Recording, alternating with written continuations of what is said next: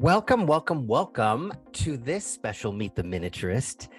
Thank you for joining us here today. I have UK-based miniaturist Hannah Lemon with us today. She crafts the most awesome 12-scale miniature houseplants you've ever seen. She's a relative newcomer to the world of miniatures. She's already had some great mainstream press associated with her work. We're going to talk a little bit about her background. We're going to talk about how she got started in miniature making, and then of course talk about this awesome social media following that she's been able to get in such a very short amount of time. So I'm really excited to have her here today. I'm going to bring up her video. There we go, and there she is.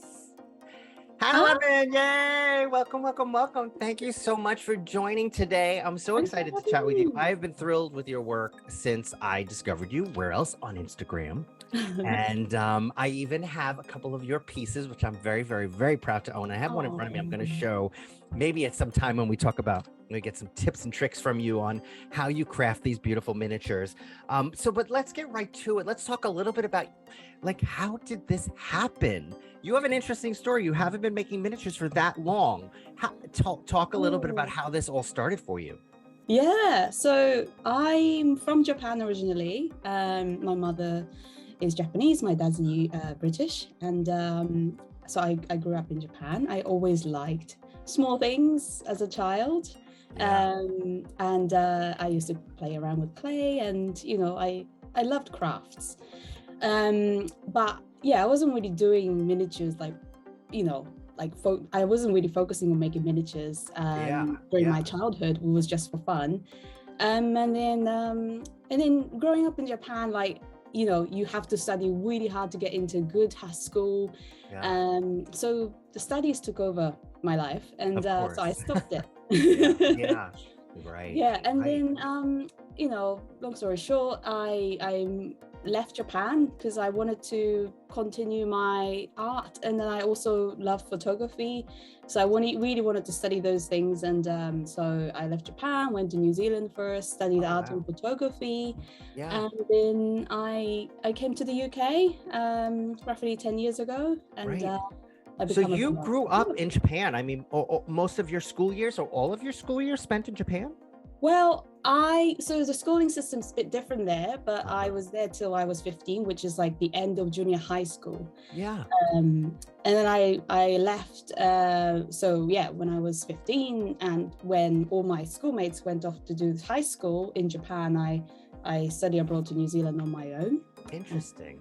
Yeah. So you really have such a having both those worlds and both those cultures as part of your worldview. I'm interested to note how that sort of inspired where you ultimately got to today, because Japan is a strong miniatures world. I mean, they get the fine miniatures, and obviously the Western world does too. So talk a little bit about those influences, maybe even early on, and where you are today. Yeah, sure. I think Japan is pretty there is technology everywhere, and then when it comes to crafts, materials that you can get hold of, tools are really, really good. So I always had something to play around, experimenting in my house. I really liked making something, and especially small things. So when I was little, I was playing with this, I don't know if it's well known here, but it's called a Sylvanian family, and I don't know if it's the proper way of pronouncing it. That was a little familiar. I'm gonna find a picture of it and pop it in so folks can see what it looks like. Yeah.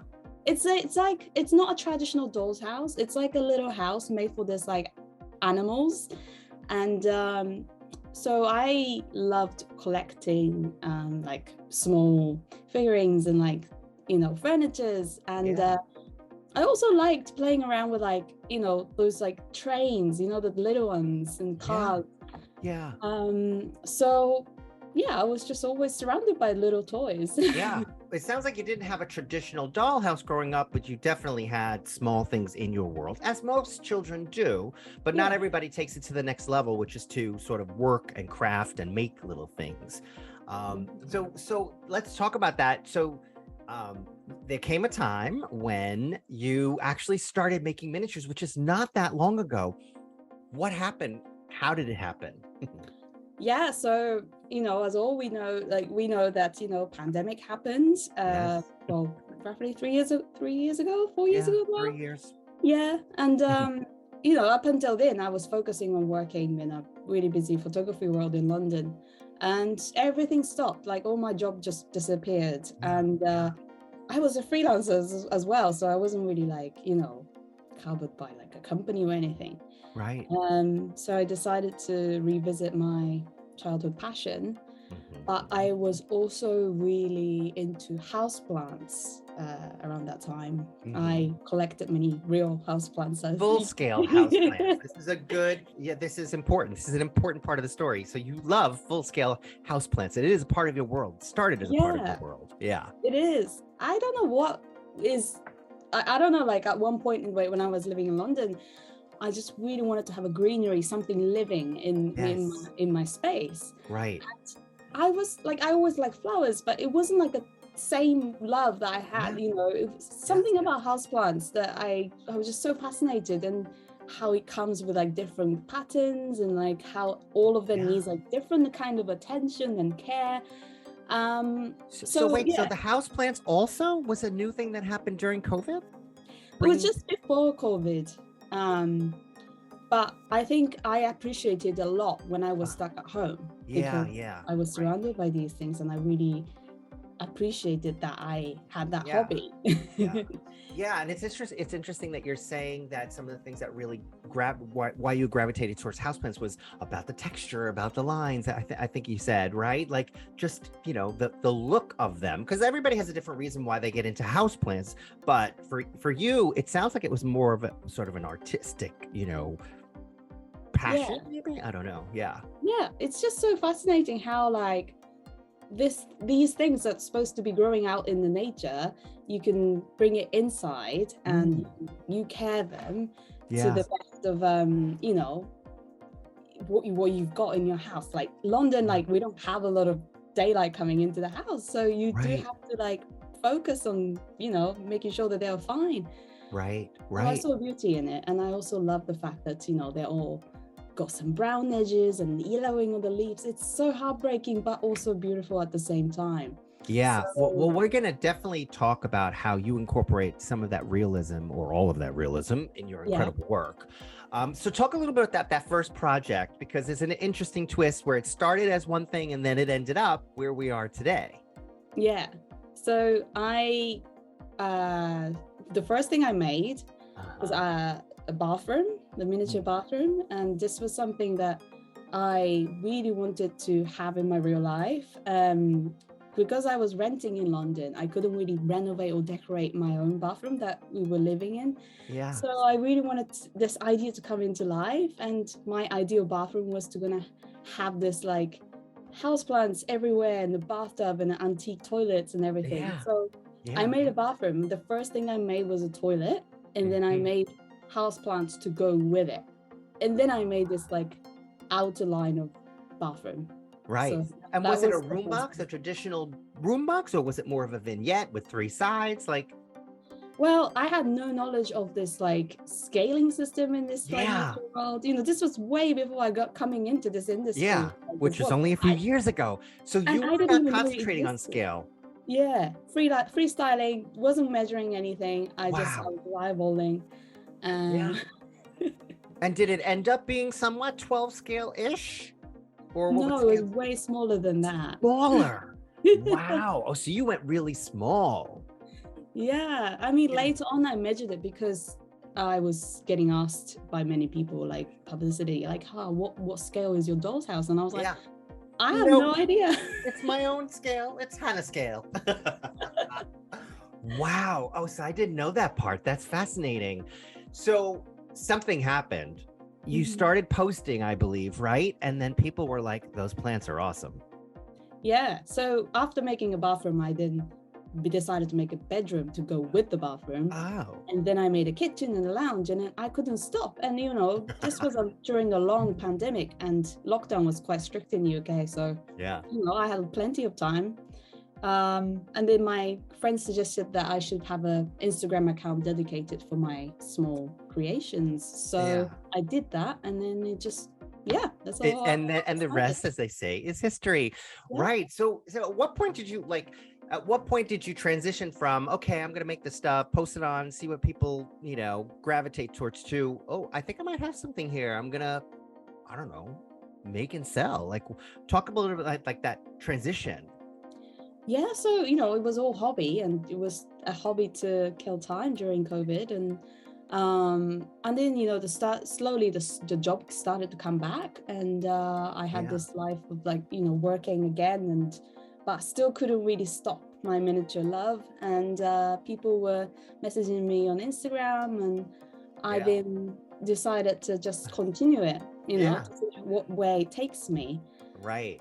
And then I guess I think it was last year, the year before, I can't remember now, but one of the creative agency contacted me to make a room box for this campaign, and I thought, hang on, is there a job out there that it's related to miniatures? And I think from there I started to consider doing this more for a job. And since I was in the photography world already, I understand how the campaign shoot works, and I can also take photos and videos, and I have that kind of experience in the background. So that's how it all started. That's fabulous. So I'm curious how you moved from this no scale, or no, there's a word for it, like non-scale, there's a word, to scaling it to 12 scale. And when did you make that realization that, oh, I think I need to be doing this, in a scale? Well, funny enough, the first big job that I had, it was to work with other miniature artists around the world. I'm sure I can say it, but I made this room box for Samsung. Yeah, and, that's public. That's public. Yeah. Yeah, I guess I can talk about it. Yeah. Business secret. But there was I think there were 4 other miniature artists involved in this campaign, and then the creative agency was kind of asking us what kind of scale do you want to make this for? I was like, I don't know, anything, and then everyone else is 112. Right, right. So you're okay, maybe I should do 112. And at that point, did you sort of learn what 112 was, or did you consider oh, that means I'm going to be a little bit restricted in how I work? Yeah, I realized that it's a lot bigger than how what I'm used to. Yeah. And people might think that it's actually easier if it's bigger, right? But for me, I don't know, I struggled a little bit at start. I don't know why. But then I realized easier to work bigger. So you had challenges working bigger, or what are you saying? I think it just felt everything was a little bit bigger than what I was used to, Because that was your, let me see if I have this right. When you first started, it was free reign. This is how you are creatively, artistically creating this piece, right? And now all of a sudden, there are limitations when you're working at 12, when you're working on a specific scale. And I guess what I realized is that I'm terrible with measuring. I'm terrible with numbers. Because you're an artist. That's an artist. It's not having those restrictions. Yeah. But you have clearly sort of zoomed in and, made the best of it, because your work is incredible. And in such a short time, and I'm not surprised by your following on social media, because people will find you if you're good, and they found you. But what's really interesting about your social media is you find people who follow you are from both the miniature world as well as the full-scale plant world. You want to talk a little bit about that? What's some of the differences between those two groups in terms of how they react and what they say? I don't know. Yeah, it's so interesting how I have this 2 big different kind of audience. Very different. One is a miniature enthusiast, and one is a plant addict, basically. Yes. And well, both we're all addicts, but yeah. And I'm the both, And you play in both, right? Yeah. So I understand how people who likes plants see the plants, and I understand those like damages and yellowings and heartbreaks that you get from the real ones. I try to replicate that into the miniature houseplants as well. So I think they enjoy watching that, and they're the ones that have bought like damaged, dead houseplants from my Etsy, or I get comments from people who want to challenge me, like, can you make this one, you know? Yeah. Well, that's a great observation that you're making. It's like, I mean, I think the miniatures world too, I know I am totally gravitating to the realism, and part of that in a houseplant is seeing the dead edges. I don't want a fully dead plant, but but I do appreciate, and I think I want to show my piece right now. Oh, it's not the same piece. Okay, let me show you my piece, but no, let me show you the piece I got from you, to the folks at home. I just love this piece. But the other piece I have, and I don't have it in front of me, if you turn it over, you see the darkened edges, and I love that. And I didn't know that when I got it. Yeah. Oh, right. Okay. I was like so happy when I got that, when I saw that at home. It was great. Yeah, the one that you have and the dead version of it, well, it's like a bit damaged and yellow. Yes, I love it. I love it. They're popular. I didn't know people like to collect dead plants from me. It's interesting. I think for me, it's an appreciation of the detail, you know, and that's what it is when you talk about miniatures and good miniatures. I mean, the other thing about this piece that I have is, you know, the bottom, I don't know what's called, husk. What is that piece that it's growing out of? It is so stunningly detailed. I mean, it could almost be real, and that's what's crazy about it. Okay, I can't. I gotta stop looking at it. Like, sometimes I get messages, and even at the Tom Bishop show that I just been. Yes. Some people come and ask me, like, how often do you water them? Like, how do you keep them like so small? And I'm like, I wasn't sure, like, they're kidding. And I just, you mean at the show people ask you? Yeah, there's some messages saying like, how did you get hold of such a small monstera? Like, is it like a species out there that I don't know about? And I'm like, ooh. I mean, you can train plants to grow this small. Just a quick aside, the Philadelphia Flower Show in Philadelphia hosts a miniature exhibition every year as part of this huge flower show. And one of the requirements is, in all of the room box entries for the show, all of the plants and flowers have to be real. And so artisans this might be a good idea for you. I would love for you to put a piece in there.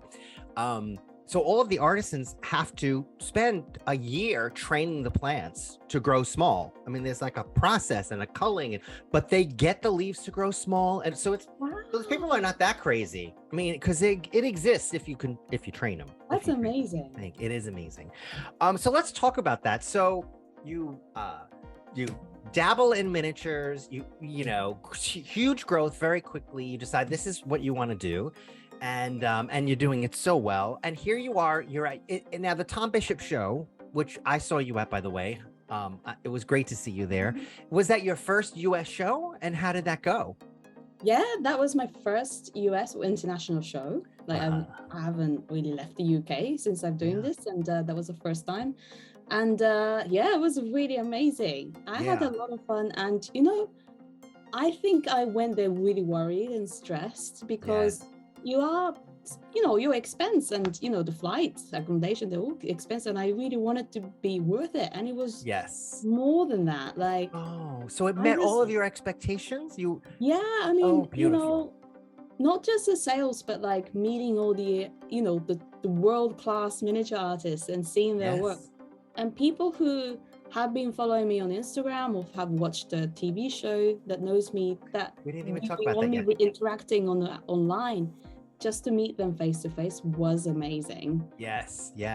Well, this tends to be a very, very social category of people, you know, because it's so small, no pun intended. There are so few of us. So when you actually get a chance to talk to an artisan or meet someone else who likes what you like in this tiny little world of ours, you know, it is crazy exciting.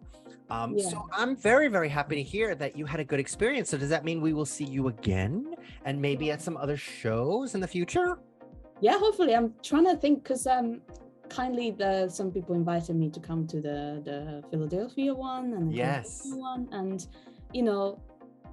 I'm just like so excited. I want to do everything. Yes. Oh, good. I just have to plan and trying to work out the logistics, because it's so difficult to kind of plan to around like with the commission works and people's personal projects, and it's a lot going on. So just talk a little bit about the prep that goes into getting ready for a big show. I mean, there's months and months of prep. I mean, the organizational part, what you're saying, the planning the trips and booking the flights and all that stuff, and but juggling all of the things you are probably committed to at the time, but you're also committing to a big show, which means a lot of product. Yes. Yeah. So I would imagine it's a fair amount of discipline. Yeah, I mean, no sleep, basically. No sleep. And no social life.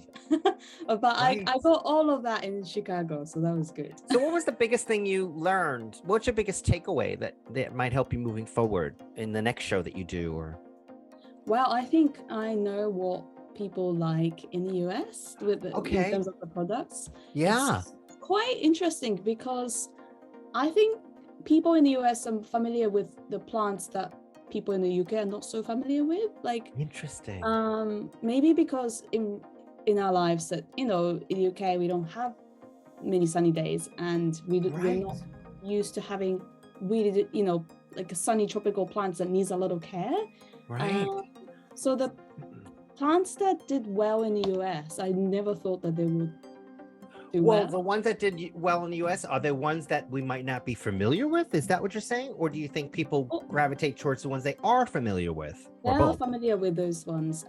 Like this, I grow the real ones at home, or like, I used to grow up with this, or my parents have this. And it's so nice that everyone who have bought plants from me, they shared a personal experience with this particular type of plants. Wow. So I really thought that was just amazing. That itself is such a worth visiting long distance. But the ones in the UK, people are more familiar with the traditional plants, like a palm trees or ferns, and I think that goes better with like Victorian, Edwardian houses, and so people buy different things. So I think for next time I would focus on the ones that people in the US likes. I mean, that kind of sort of makes sense in a way. I mean, I like the ones that are a little different, but everybody's different.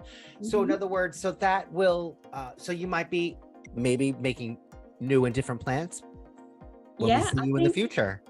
And also, like, I want it to be, collectible and challenge myself and make something completely different. So that will be something I would do for the next shows. I love it. So what advice would you give a budding artist, no pun intended there, who might want to get into this? What would you caution them? What would you say is the biggest pleasure that you might, get out of doing this? Talk a little bit about maybe someone who wants to get into this. Yeah, I mean, I think everyone's experience is very different, but definitely like in my case, like I started doing miniatures when everything, stopped, everything stopped. And then I visited my childhood memory and childhood passion. And up until then, I think I kind of hesitated to go back to that route, because I thought your life always have to like progress and move forward, not to go back and revisit something in the past. I don't know why I thought that was like something that I shouldn't do, but I did, and it was the best thing. So I think be honest to yourself, and then like be honest about what you really like, and then don't be afraid to visit that. Like your life can get so busy and you forget that. And I think that was my case. I was working really long hours in a photography studio. Didn't really have a hobby, and I think just trying to find something, like it doesn't have to be a job or a hobby, but trying to find something that you really like and something that touches your childhood. I think. And then, I would argue that you're not going backwards, you're completely going forward, because there's so many new and different ways you've expanded. You know, you're reaching an audience, you're working on your miniatures that, you know, in such a way that really we have not seen it in this category. You know, the level of detail, the leather, the quality, and the breadth of beautiful work. So I think it's great that what you're doing. I don't see it as a step, as looking backwards at all, but because you are doing things in new and different ways for sure. Yeah. And it's great to see you in the mini world. And you're, it's great to see someone young and with great energy and, here, because it's kind of what the mini world needs. So what's moving? What can we expect moving forward? Obviously, we might be seeing you at a show, and you just. I can't believe we didn't mention this. You're a winner of Best in Miniature, which is the Canadian reality-based show. Let's talk a little bit about that before we end this. How was that experience? It was amazing. I mean, I can't believe still that I did that. I mean, it's something that I thought that, it was just like someone, basically, it just didn't feel like it was me that did it. And right. I also won it, and I still can't believe it. Yes. I had a really amazing encounter with the Japanese miniaturists at the Chicago show. I was talking to them. Speak the language fluently. Yeah, and I was talking to them, and then, they were asking me in Japanese, like, okay, so how long you been doing miniatures? And then I said, I really liked it when I was a child. I was watching this TV show. It was like a miniature TV challenge show, little bit similar to Best in Miniature. And turns out they are the competitors. Like when I was like 5 or 6, I watched this show and they were in it, and one of them was a winner. And there was wait. I want to make sure I understand. So there was a Japanese sort of version of this reality-based miniature competition show a long time ago. Yeah, and I thought that we kind of wrote the book on this. They wrote the book on it in Japan, and you actually remember it or were reminded of it. Because basically that changed my life, and that's when I realized that, wow, someone that can make miniatures and be on a TV and win the competition. That changed my life. And then, that was the start of my passion for miniatures. And I met these people at the Chicago show. So I feel like my dream came true then. Like, yes, like being on Best in Miniature was, something that I never dreamed that I would be doing. And I did. And your project was a full-on house, correct? You built a house, which I want to remind folks, or I want to let folks know that, your work just doesn't stop at houseplants. I mean, you are working in other sort of categories, furniture, structure, and people should know that. And that kind of leads me to, where are you headed? What's new for you? Obviously you love the plants and doing the plants.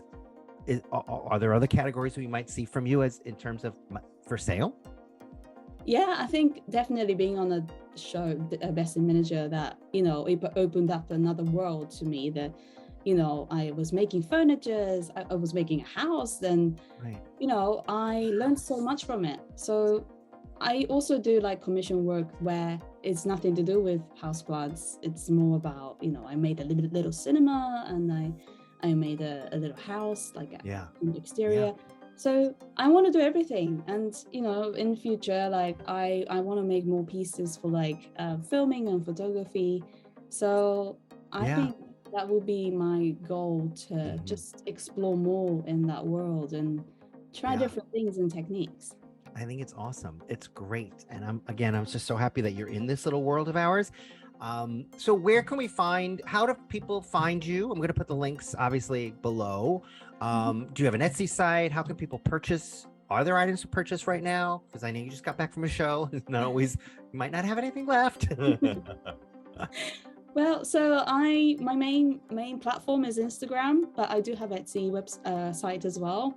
Okay. Yes, so people have been asking me to purchase the plants from me, and I do have some leftovers from the show. Beautiful. So hopefully in a few weeks' time, I'm gonna reopen my Etsy because currently it's closed because I was really busy. Because you've been just a little busy. Yeah, a little busy. Just a little. But also people can purchase my plants from Small is Beautiful exhibition in New York. I believe it's in New York still. Yes, it's in New York City. Correct. Correct. And Well, that's actually so a good thing for people to know, is that, if they can't, if your Etsy site is closed right now until it's open, they can go to the Smallest Beautiful exhibition and actually purchase a plant, which is what I did. I was yes, so so excited when I saw you there will work be a there. few places. Beautiful. Well, Hannah, it has been great chatting with you today. Thank you so much for sharing your thoughts and your story. I can't wait to see more of what you do, and I can't wait to see you in the future at shows, and keep doing what you're doing. Thank you so much for having me. All right, thanks. All right, have a great rest of your day. Okay, Thank bye you. guys.